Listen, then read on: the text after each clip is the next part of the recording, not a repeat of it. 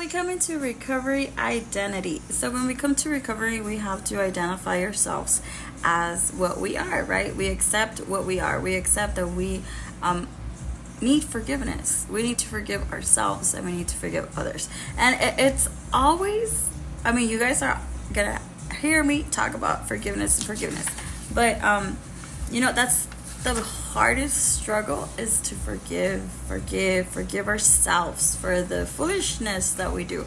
So we receive forgiveness, and who can give it to us? The only one that could give us forgiveness is ourselves. We think about it and we develop the sense of, hey, you know what? I forgive myself.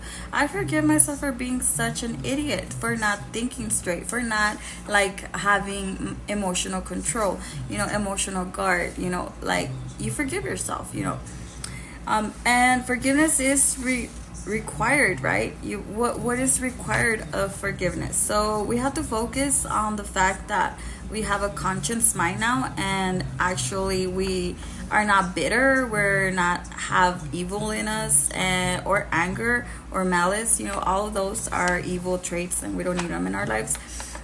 We have our anger under control, our malice are under control, and our mouth, right? So it's a choice. You can either choose not to be bitter or to be bitter. You can either choose to be kind or not to be kind. You can either choose to be tender hearted, or you can have a solid hard rock heart. So we have to really come into the senses of, hey, you know what, we forgive ourselves. And what does forgiveness mean? Forgiveness means, it's defined as to grant ourselves free pardon, no resentment, no claim or account for what we have done.